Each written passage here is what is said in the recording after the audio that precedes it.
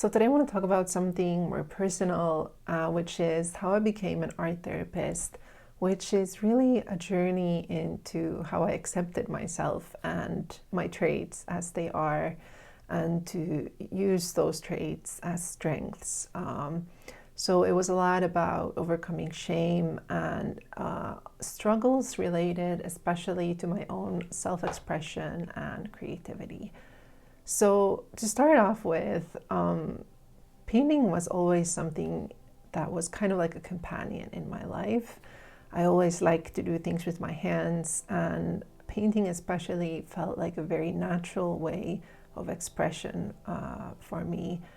And it was also, I think, because I was a very quiet child. Well, I'm still a quiet person, and I was very shy. So talking was very difficult for me, and I even had a period in my life from around when I was 10 until I started high school at around 14, where I stopped talking almost completely. And even though that time was challenging, I feel like it helped me view the world in a bit of a different way. It helped me to perceive and observe those things that are behind the words that people say. And I think that also influenced a lot why I wanted to go into the art field, because there the language is different, but it always felt much more of a native language to me. So then after high school, I went to study art at a university in Helsinki, and it was quite reputable school that I went to.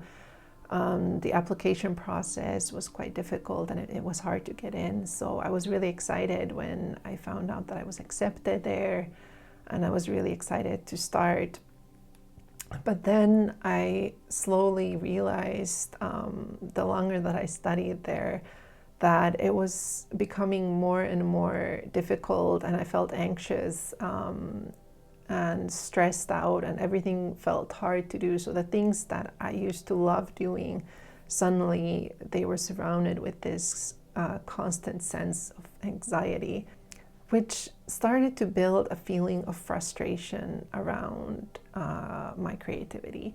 And I think the main reason for that was that I was never interested in the final product.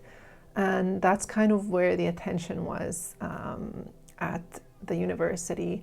It was so much about what the final product looked like, and then we would be critiqued, and that critique would revolve a lot around that teacher's personal preferences toward what kind of art and aesthetics they liked. So I think that created an atmosphere where it was really easy to start comparing yourself to others. Maybe someone got better feedback or a better grade, and it's really unconscious, that process, that slowly starts to kind of eat on you, and you start to feel anxious, and maybe you don't really understand why. So it wasn't really an atmosphere or space that encouraged students to find their own voice, and a safe space where the creativity could flourish. And of course, it's funny because I think that sometimes the universe gives us the challenges which are tailored to us and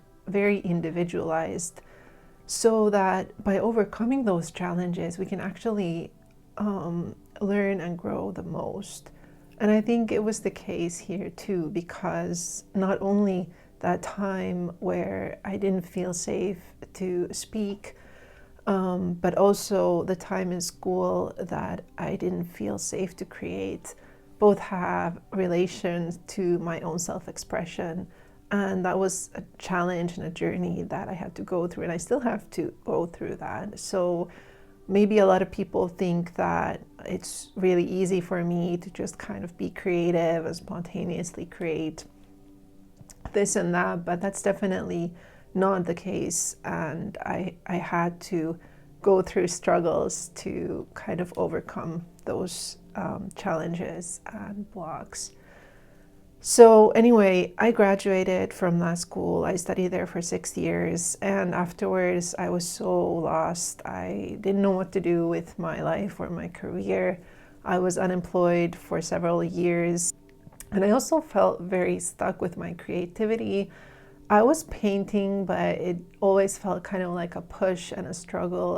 I'd lost that flow and that joy and playfulness that I used to have. And then it was, I think, a few years after I'd graduated, maybe it was fate, I found an expressive arts therapy program through an ad on Facebook, and I decided to do that. I studied there for 2 years. And when I started that school, I finally felt like I had come home. I felt like, wow, like this is what art is about. This is what creativity is about. It's about finding a joy, a playfulness, and a spontaneity, and trusting the process and trusting yourself. And through that, finding a connection to the deeper layers of yourself and really finding your own true essence and voice and identity. And I think that process is the most enriching thing that art and creativity can give. And I was so excited about this. When I graduated, I started my own practice very soon, around that same time that I graduated, and I rented a space very spontaneously. I just was driving by and I saw that there was space available for rent. It was like 10 p.m. at night, and I called the landlord and I asked if it was free, and she was like, yeah, and it's yours, just come see it, and if you like it, it's yours. And so I went to see that space and I liked it and I rented it, and then I started organizing art therapy groups there. I did different kinds of workshop and so on, but yeah, I don't know where I got that confidence from. There was maybe some kind of guidance there for me available at that time, because also it wasn't just a financial risk, but it was also something that required a lot of strength and overcoming fears regarding to facilitating groups. That's always been difficult for me, and I don't even understand sometimes why did I choose this path for me, because it's one of the most difficult things has been for me to be in groups and to be kind of seen in that way. So it's definitely been a lot of overcoming of fear, or maybe more just kind of carrying that fear with me and going towards that direction, which also fascinates me. So I think that's also something I learned from going to that university, is I learned what didn't work and what kind of a space I wanted to create for people where that creativity could really flourish, and where I could create a safety and a space of acceptance and empathy. So I learned through what didn't work a way of what worked for me, and through that what I feel works for a lot of people who resonate to the type of work that I do. So I was doing expressive arts therapy for around 2 years, and I realized already quite in the beginning that there were still layers and potential in the process where I could go into a much more meaningful place, a much more deep and intimate place with this work and with art.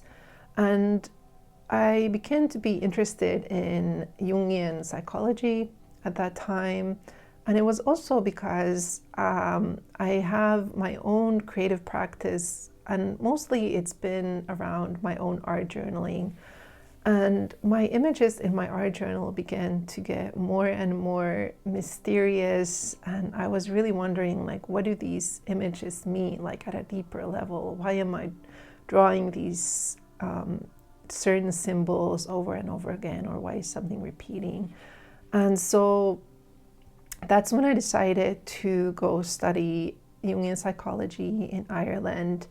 I did a master's program there called Art Psyche and the Creative Imagination, which combines art and Jungian psychology and looks at those intersections in between. And that was really enriching for me, not only in my own creative process, but with my work, with my participants and clients, because I could take so much of what I learned and kind of integrate them firsthand in my work and try things out. And it was really kind of, I felt kind of like a scientist, you know, trying out different things and seeing what works. The thing that I learned, which will be an anticlimax, is that I will never figure out what my images really mean in the end. But what I did learn is to accept that there's a way of circumambulating images which brings a certain amount of depth and meaning into the process itself. And the reason why it's important that we don't actually truly understand them is that if we did, then we wouldn't really need the art making. And Jung said that symbols are the most economical way to say something. And I think that goes true with any kind of art that you make, that it holds within information that cannot be decoded into a completely conscious language. So there lies the power and the luminosity of art as well.